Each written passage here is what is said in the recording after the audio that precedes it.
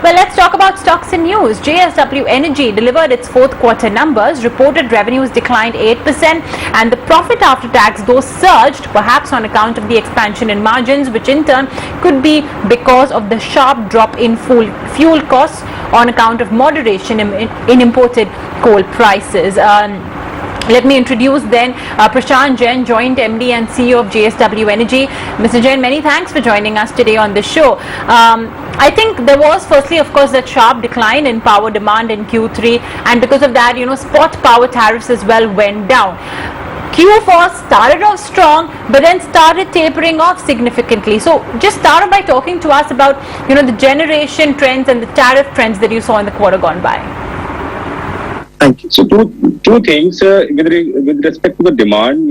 For the quarter gone by, that power demand went up by 1.9%, and this precisely happened because we saw the good power demand growth in the month of January, which was 3.8%, and in February it was 11.8%. But in March, the power demand fell by 8.4%.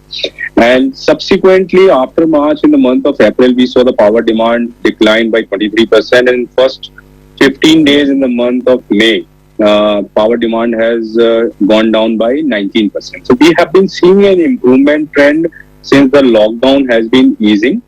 And now we need to really see that how it pans out in future. As you see our company per se, that we were not impacted primarily because, we are selling majority of our power into the under the long-term PPA contracts. So close to 87% of our sales is coming from the long-term PPAs, and balance, 13% is coming from the merchant sales. And that's why precisely our EBITDA is also insulated. Close to 94 to 95% of our EBITDA comes from the long-term PPAs.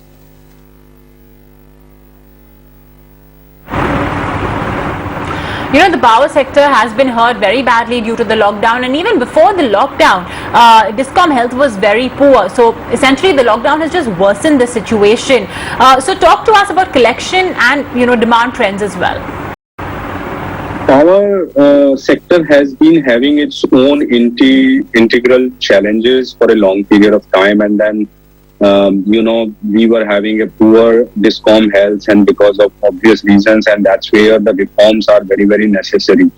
Now, the recent, announcement by Government of India are step in the right direction.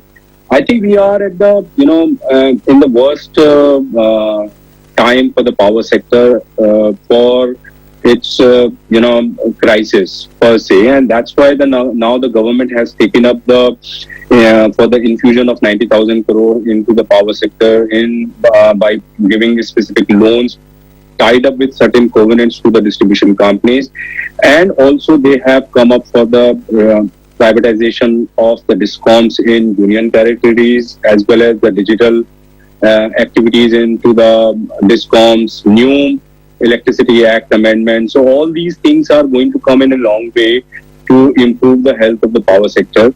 But at this point of time, there are quite a bit of challenges that those challenges will overcome in due course of time.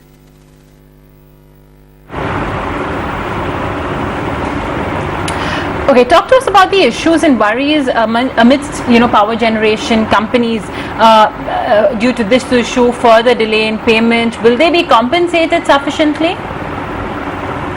Two things. One is, as far as the JSW Energy is concerned, we have been doing pretty well. I'll give you some numbers. In December quarter, our receivable came down by 4% as compared to the September quarter. In March quarter, it further came down by another 3% as compared to the December quarter. And in the current quarter, they are further come down as we are speaking as compared to the March quarter. So we are doing pretty good as far as the receivable position is concerned, and primarily because we are in the bottom quartile of the purchase basket of the distribution companies, and we enjoy the merit order dispatch, and because of that we get payments also on priority. So that's number one. So as far as JSW Energy is concerned, it has not at all impacted in terms of the receivable, and also for the scheduling of its power. All our long-term PPA power is being scheduled, whatever we are generating. In case of hydro, 100% scheduling. In case of our Maharashtra plant, 100% PLF, it is running. In case of Rajasthan, the PLFs have improved as compared to the last year. So we are not per se facing that kind of a challenges. However, there is a speculation which has been going on in the market because government of India has been talking about, but recently Ministry of Power has very well clarified in the month of April as well as in the month of May that all the fixed costs have to be paid in full for the unscheduled power. In fact, in the recent clarification, they have given a clarification only for the central sector generators. There will be a deferment of the fixed cost for the unscheduled power, and there will be no reduction in the ROEs. So I think this matter has been put to rest, and I think this is only a speculation, and there will not be any kind of a such coercive measure which will be taken by any of the DISCOM.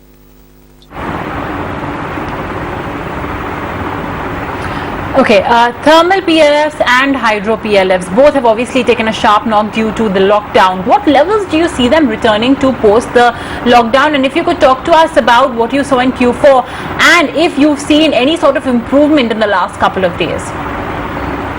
In FY20, the thermal generation came down by 2.8%, whereas the hydro generation went up by close to 15%. And that's because, there was a lot of excess water which was available in the hydropower plant. So, all in all hydropower plants in the country, they did very well. So, same was the case for the JSW Energy. And overall, PLF for the thermal sector came down from 61% to 56% all over India basis. This came down primarily because of central and then state sector. And as far as the IPPs are concerned, their PLF was same as 55% as compared to the last year. So I don't see that's the challenge. But of course, right now, if you know that the new capacity additions are taking place in the renewable sector, both renewable as well as the hydropower plants, they are the must-run status in the country. So as and when such kind of a pandemic situation or a crisis situation comes up, wherein the sudden demand deterioration takes place, at that point of time, the power backdown happens only in the thermal generations. And that's the precisely reason that the thermal PLF went down. And as soon as the recovery is taking place and what we are seeing in the month of May, the thermal PLFs are going up. So that's what you are going to see. So it needs to be seen in the context, and because because of the must-run status of the hydro and renewable, there was no backdown in that power. Okay, talk to us on the rationale behind putting on hold the GMR Kamalanga energy transaction. I mean, are you still keen on acquiring it perhaps at a later date at more attractive valuations? How does it fit into your portfolio? We need to look at in the context, primarily why we have put the discussions on hold or the transaction on hold is because of the uncertainty what we are experiencing at this point of time. There are a couple of things which are going to impact the power demand in near future. One is that how the migrant labor situation is panning out and how the MSME sector is going to do well. So economic recovery is going to be contingent for the recovery in the power demand. That's the primary reason that we have put the discussions on hold at this point of time. We would like to evaluate the situation as and when the situation normalizes. And at that point of time, we would like to take a call. That's why we have put the discussions on hold.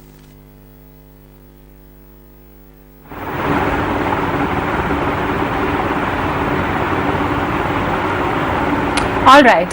Okay.